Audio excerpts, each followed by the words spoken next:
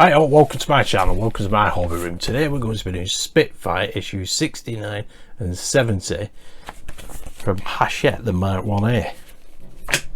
So first of all, have a look at the parts. And here we have, this is the tail wheel for issue 69, excellent stuff. And then we've got the rudder. Look at that, lovely coloured plastic. But it's looking brilliant. You can see all the rivets. Show you the close up. Look at that detail, it's fantastic.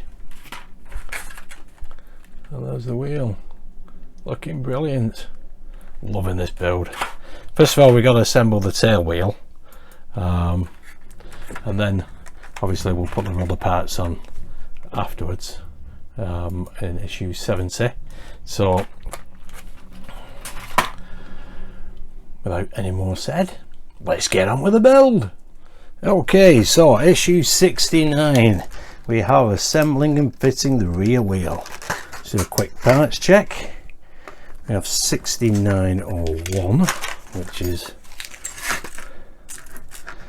this piece, strut for the tail wheel, fixing bracket for tail wheel, which is that one. Parts A to D for fixing the tail wheel, all on that sprue. We do have 6905, the wheel, and 6904, which is a pivot pin for tail plane flaps. We have 2 PM 1.6 times 10mm screws and 3 PM 2 times 4mm screws. We can't really get them mixed up. Excellent stuff. Those are all the parts. Lovely jubbly. Now what we do need is a pair of sprue cutters, which we have here because we need to take C and D off and attach to 6905. Now C and D are the two grey parts.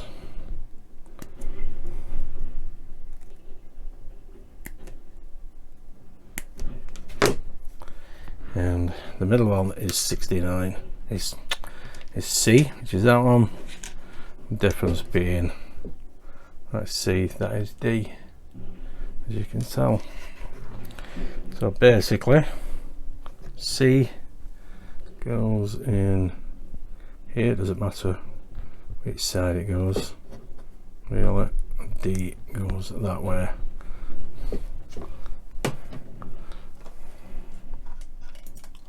There we go, that is the tyre part, and they fall out.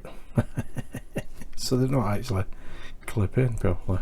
I suppose they'll be held together with this part in a minute, in a second or two.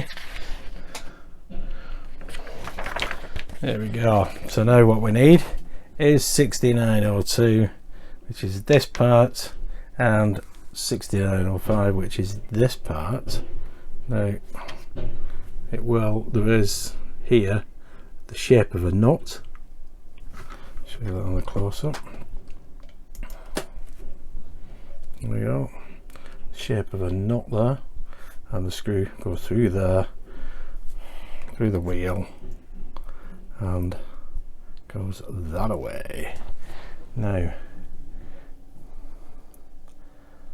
this is fix the wheel in place using a PM 1.6 times 10mm screws. Is fitted from the smooth side of the bracket through the hub parts C and D into the other side. There is a knot detail on the other side of the bracket. Do not over tighten. Well, I've just shown you that. Let's get the screws out. There we go. There's a screwdriver. Now that is the so screw goes in through the smooth end, which is that end, through to the other side. Let's see if we can catch that in place. Shouldn't be difficult, should it?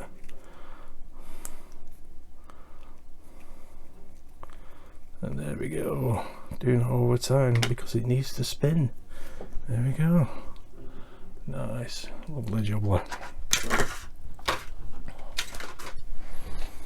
Okay, so now we need 6901, which which is this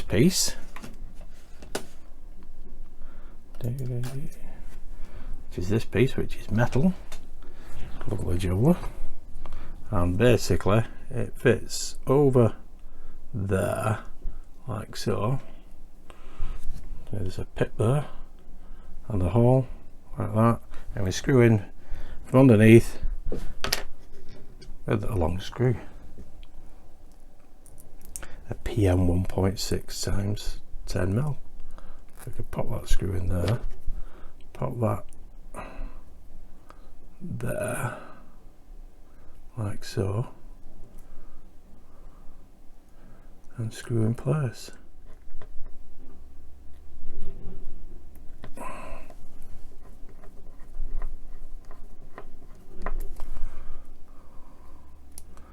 Doesn't want to go straight in. I think this is what I could have done with a little clamp.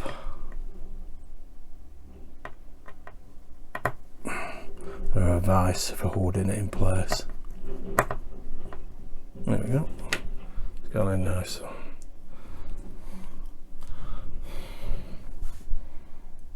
There we are.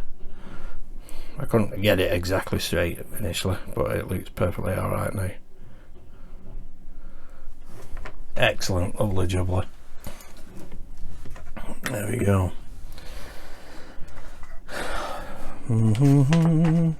Oh, now we need the plane to attach all these. It's funny because we only got 2 of them long screws. You normally get a spare screw, but we had no spare screw that time. So now I'll get the plane, bring that over. Okay, so now that we've completed the wheel and we made sure that this is central and straight, just need to fit it in place using part A of the sprue.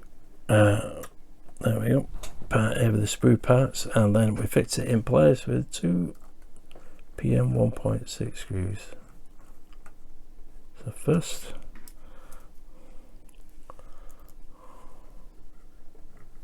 and the second. There we go. Can't get that bracket the wrong way around. Excellent, brilliant. Now all we need to do is fit this bracket in place here. This is for the flaps for the rear, for the tail section.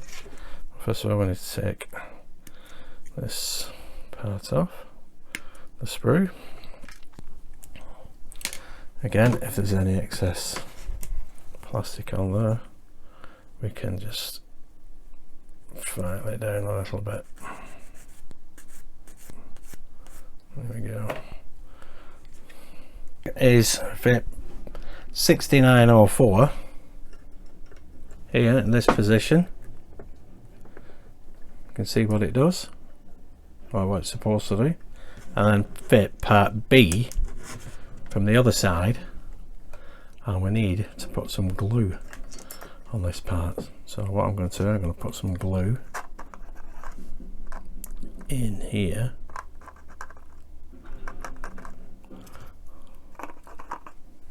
in the central part here. Not a great lot, just enough. You don't want to get it on that pin.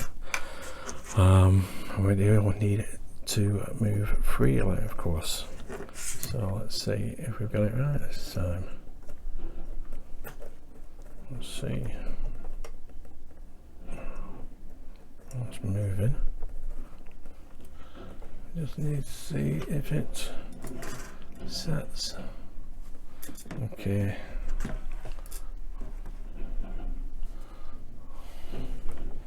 There we go.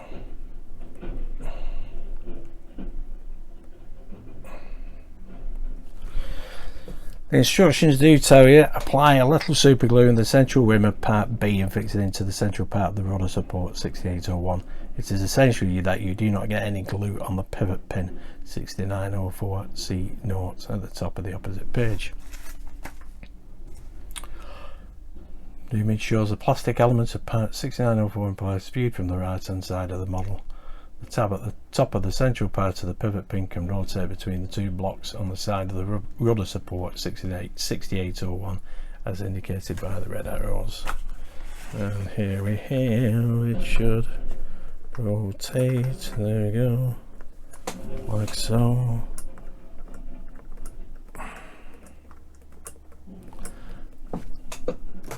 There we go, that's what it's supposed to do, rotate like that.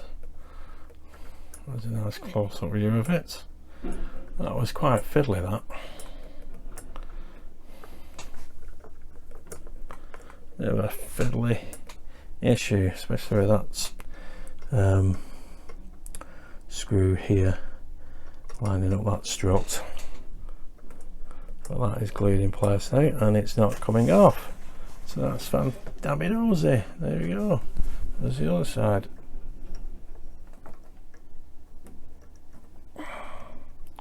You can see why you're not supposed to, why you're supposed to get the glue in the right place, but it is looking pretty good. Right, come back to that in a second or two. Okie doke, so that is issue 69 complete. Okay, so now we've finished with the plane for issue 69, we can have a look at what's in the magazines.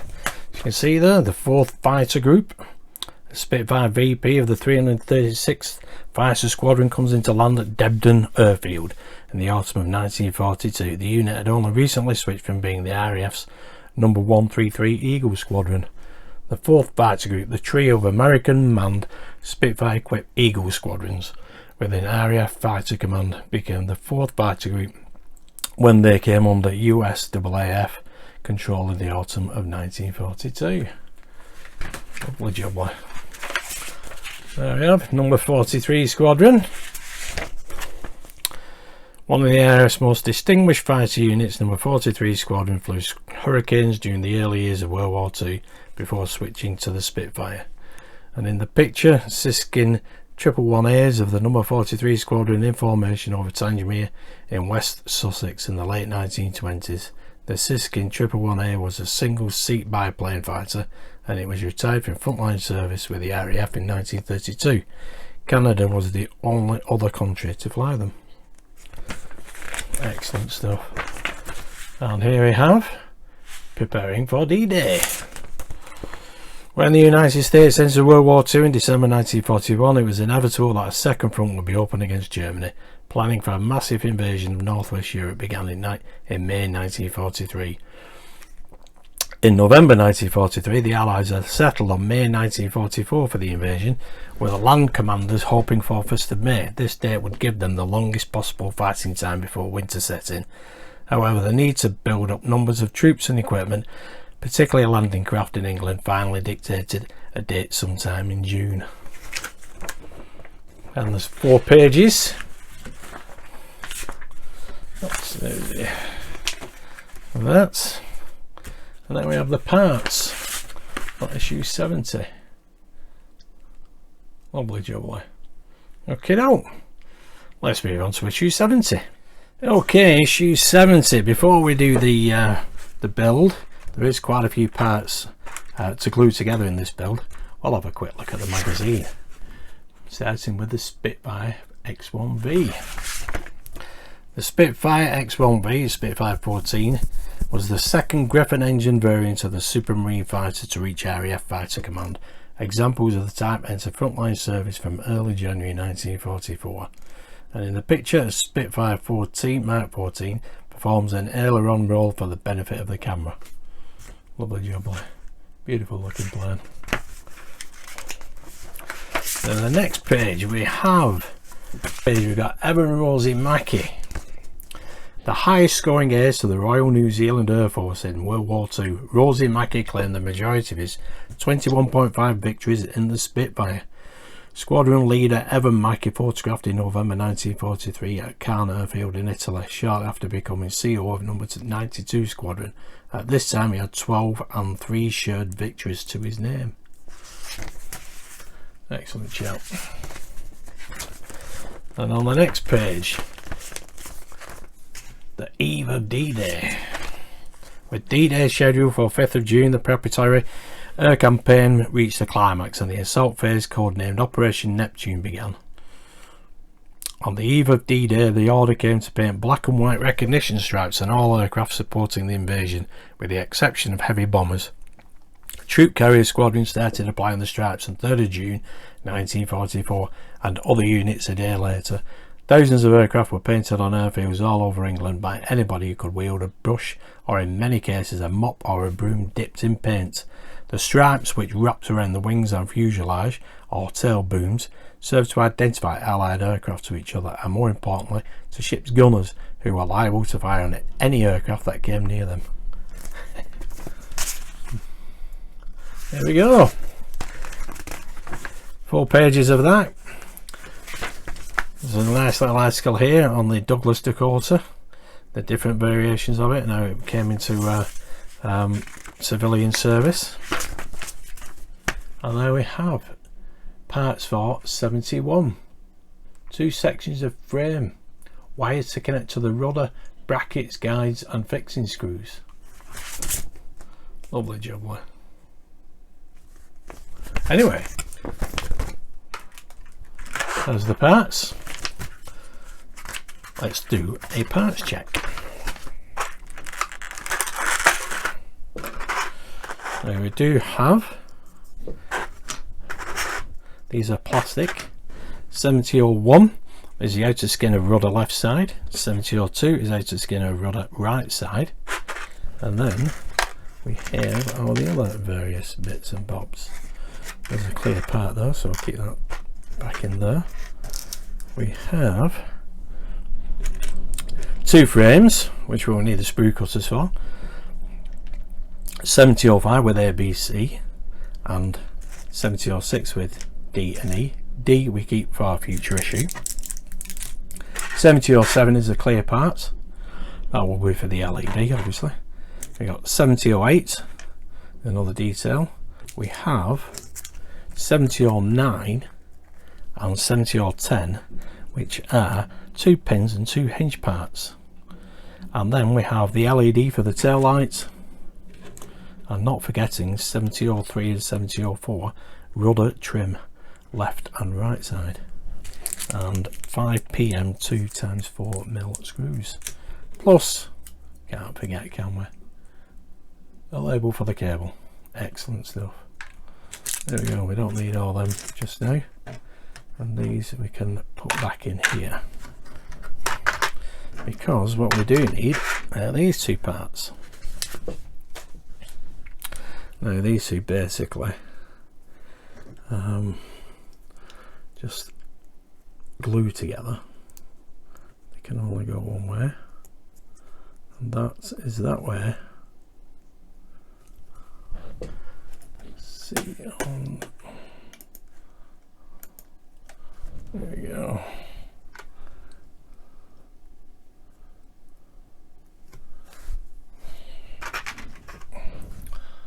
So what we need to do is pop a bit of glue on these. Get the super glue.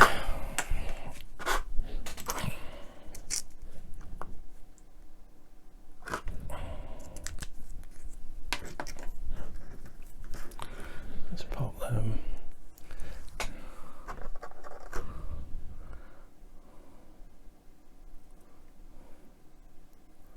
There we go.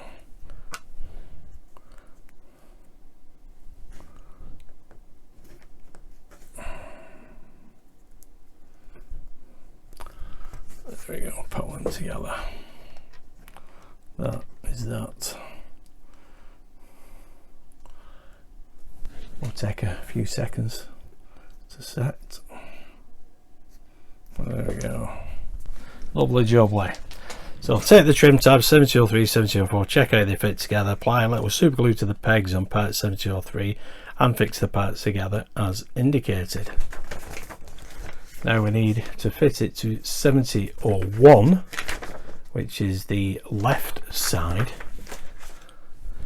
which is this one.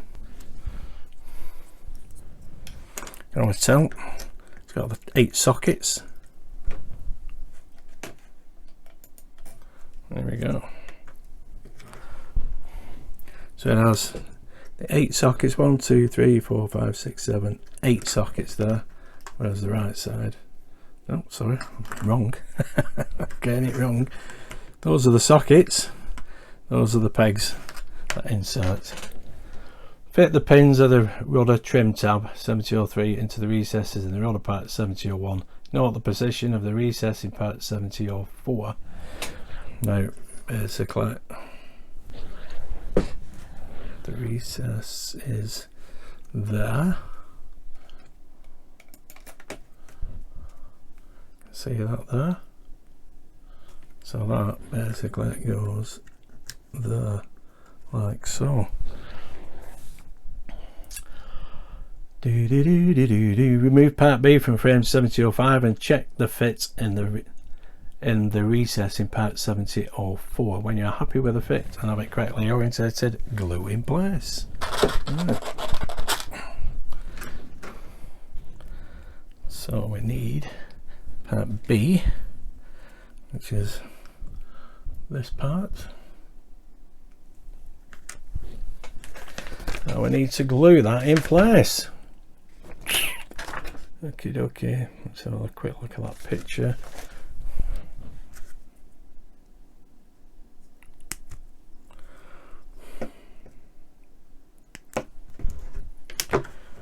This is probably where you need a pair of tweezers and smooth that off as well.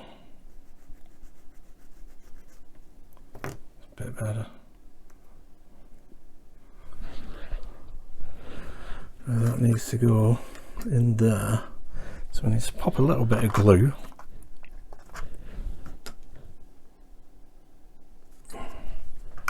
And there, like so. Got a nice pair of tweezers.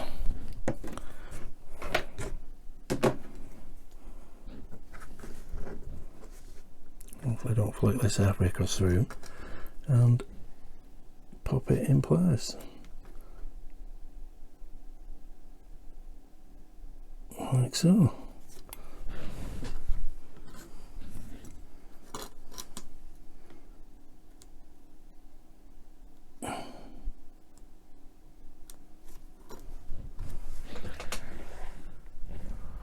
Excellent. Now we need to do the same with part C. This is part C. Let's take this off the sprue.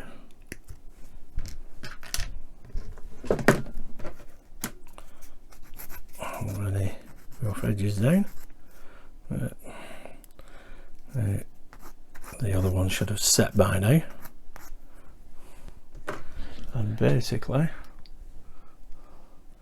take part C from frame 7005 and check how it fits into the rectangular hole in the rudder part. Apply a little super glue to the recess in part 7001 and glue in place. Right, basically we can take that off there for now once that sets. Now this goes here. Now test fit it there, like so. If we do it the other way, I'm sure it won't fit. There you go. It's obstructed there, is it? Yep. So to make sure exactly,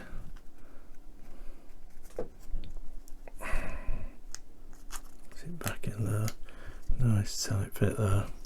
So now we need to glue that in place.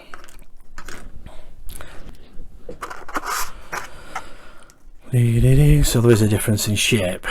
Pop a bit of glue on here.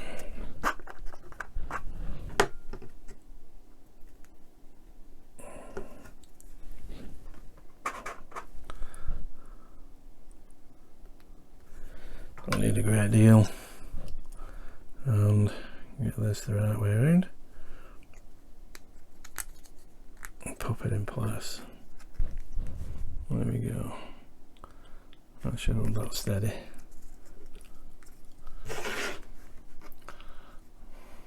That piece is in place. Some lovely detail on here. Nice paint job as well. Very nice. Make sure that goes that way like that. There we go, lovely jubbly. Now we need 70 or 8. This is the area we support, and this. So the area support, check the fit in the slot at the top of the rudder section. When you are happy with the fit, glue in place. Now, I don't think it really matters which way that goes. Let's try it anyway. Take that off.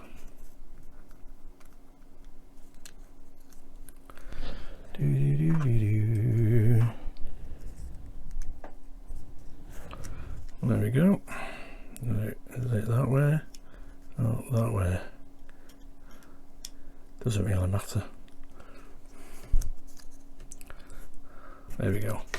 Let's glue it in place. A bit more glue.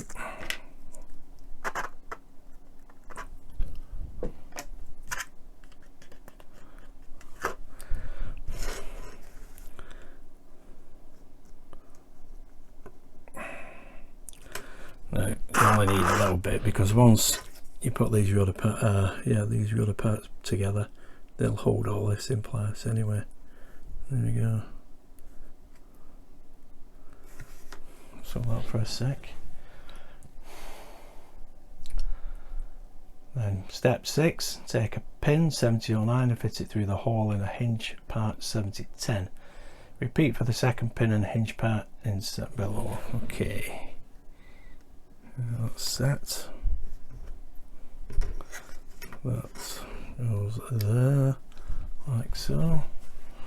And we need these parts. Let's get the knife out. We only get 2 each of these, so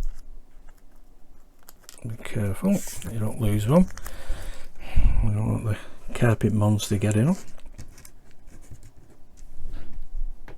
So basically just pop a pin through one of these.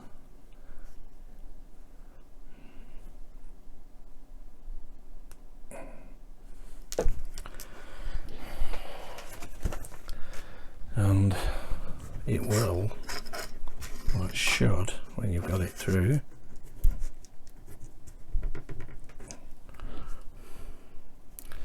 Now these parts need to face up. Right, so, oops, we put that there. No, it's not doing it for me. Let's get my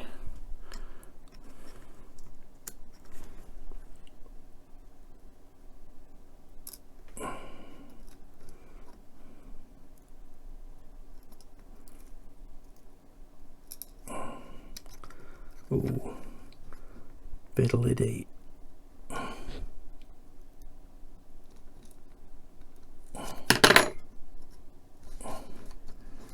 Basically it goes, gosh, this is fiddly. Maybe that's could have done really with doing the detail.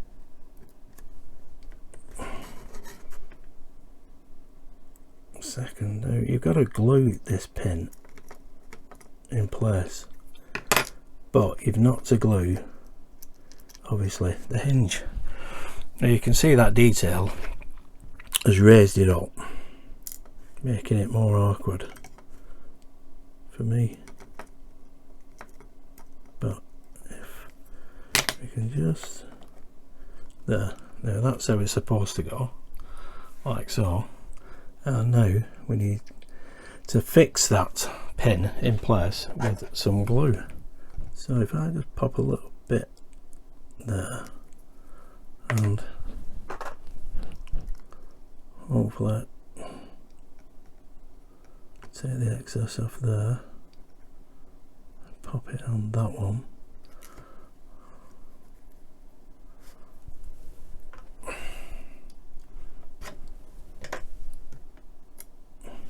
Not getting it on the hinge, which it isn't. Now it's set, but you must make sure the tabs on these hinges face up like that. Well, let's do the same with this one.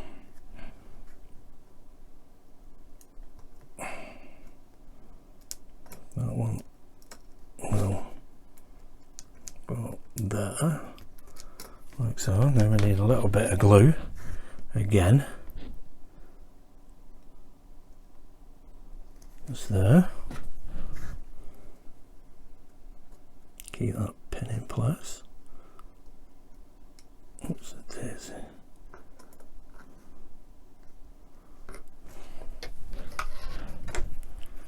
Don't get it on the hinge.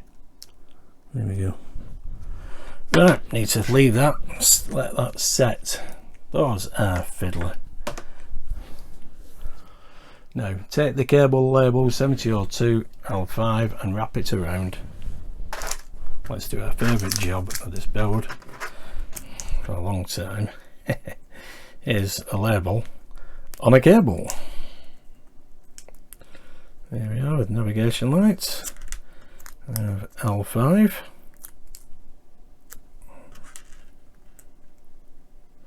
Not that around so, and there we go.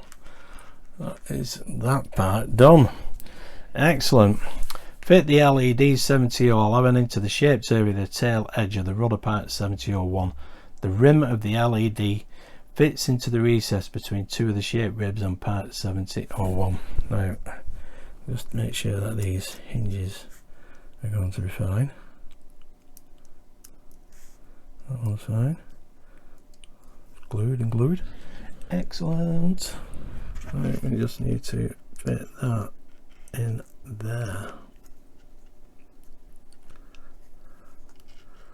Turn the legs around.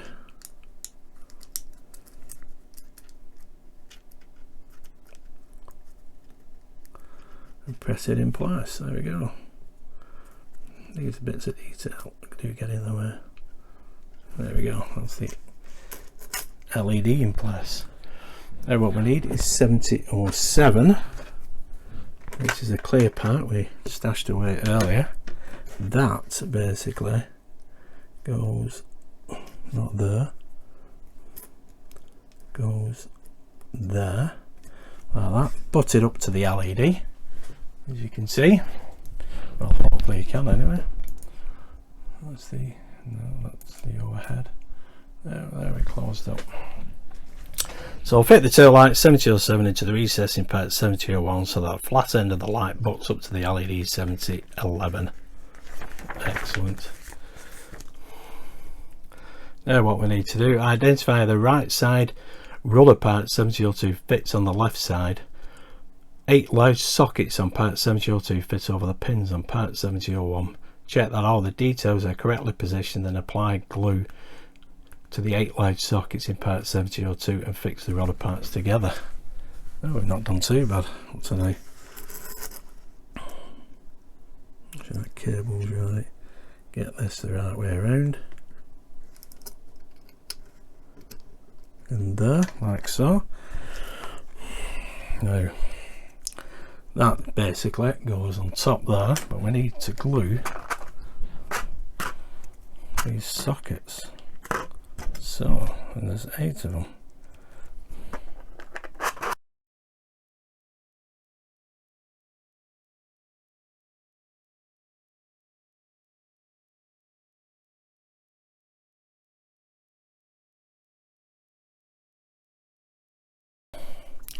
Now obviously we're going to do this. Make sure you don't chart that wire. Bring them all together. And look at that, the thing fell apart. Right, now I have re-glued this one. I had to get it apart again because I messed it up big style. Luckily I've managed to separate the two parts and I'm just trying to clamp it together with my fingers, hold it in place. Problem was this piece kept falling out, and then I had to clear the old glue out. I put it on the posts this time rather than the sockets, and everything is lining up fine. But what a bit of a job I made of that. I must admit. Doesn't make it easy with some of these details in place, but trying to keep it clamped together as well. So the problem with this build is the amount of super glue that you use. Sometimes you've got to be careful that you don't use too much, which thankfully I didn't. Just have to clear the old glue out, and we're back in business again, thankfully.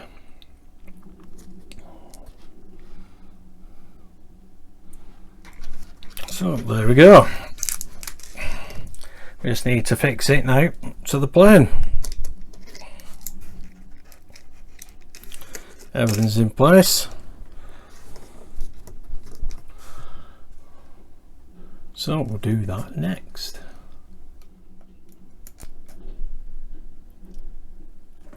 Okay, so now we need to fit part A of the frame onto this groove here. Now let's take it off the sprue.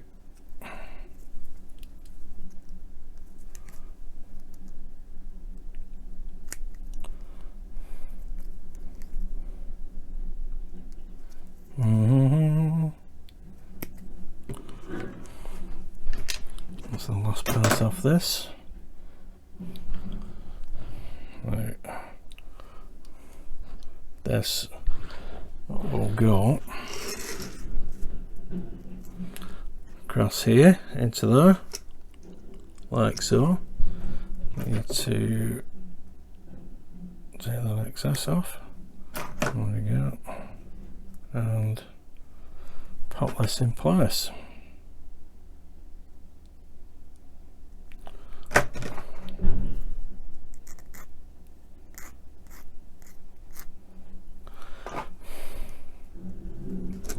Just there, like so.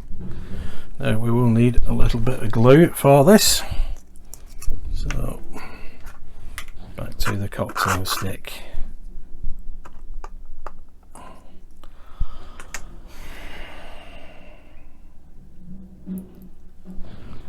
Yep, there is a pin at one end, which is fine.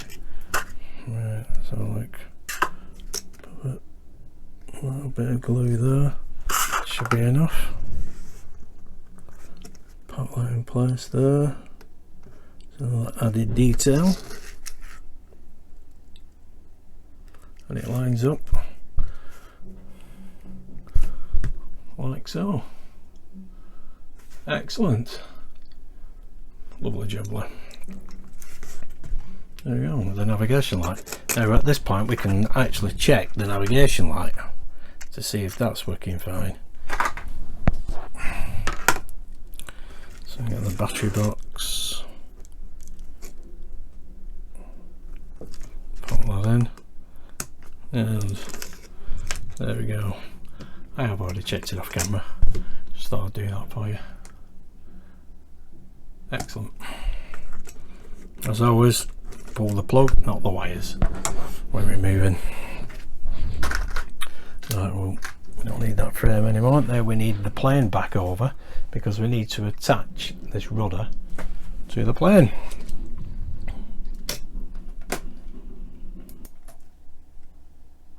Right, now we've got the plane here. Now you can see where the rudder is supposed to go. Now the hinges just slot into them two slots there, like that, and then we fasten that in place with the hinge covers which are on this frame. So we need to get them off the frame.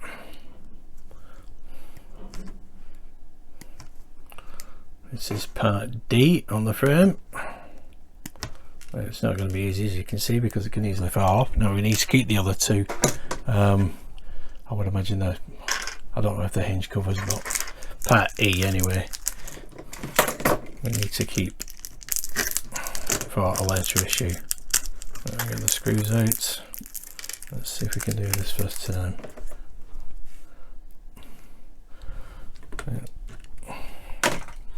That's already.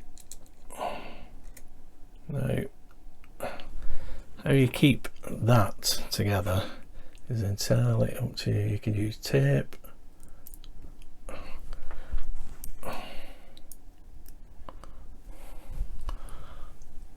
basically loading up my screwdriver. This I'm going to take there, put that tab there in place, make sure that hinges there, and hold it while I screw it in place.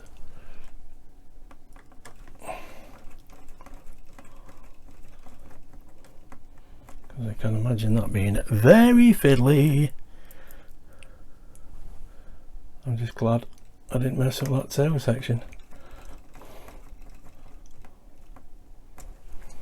That would have been embarrassing. Put that in there. Now this needs to go up from underneath. So pop that. Let's put the screwdriver down.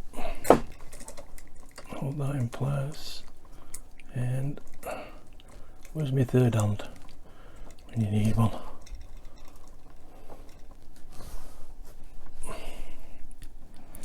Dee dee dee dee dee.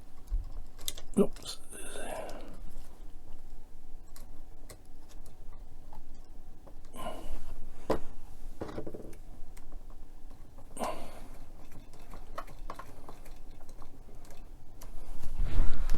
And fourth and final screw.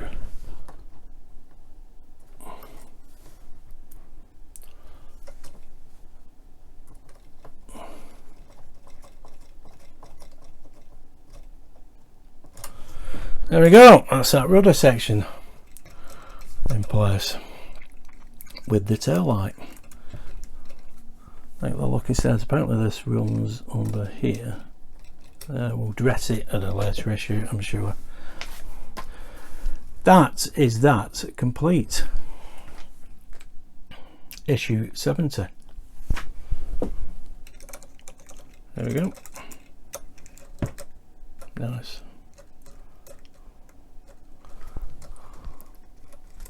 Oh, will have to be dressed. So there like that. Yep. There we go. Brilliant.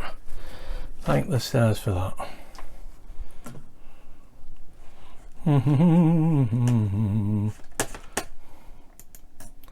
Well, I didn't make that look easy, did I? Do apologise about that.